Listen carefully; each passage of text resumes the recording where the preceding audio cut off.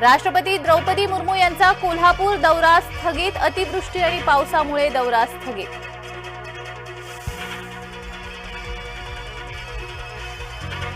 राधानगरी धरणाचे 2 दरवाजे बंद, पावसाने उसंत घेतल्याने कोल्हापूरकरांना दिलासा। पंचगंगेची पाणी पातळी 47 फुटांवर स्थिर। नवी मुंबईत हिट अँड रनची घटना, भरधाव चारचाकीने रिक्षा चालकाला चिरडले, अपघातात रिक्षा चालकाचा मृत्यू।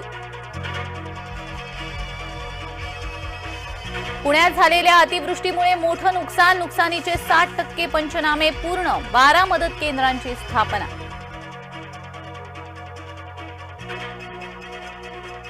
सीपी राधाकृष्णन महाराष्ट्राचे नवे राज्यपाल, भाजपाचे हरिभाऊ बागडे राजस्थानच्या राज्यपालपदी।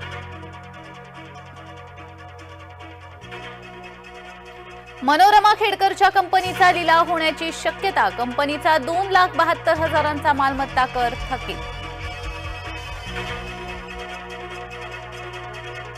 पॅरिस ऑलिम्पिकमध्ये भारताला पहिल्या सुवर्ण पदकाची आशा, मनू भाकरची एअर पिस्तूल नेमबाजीच्या अंतिम फेरीत धडक।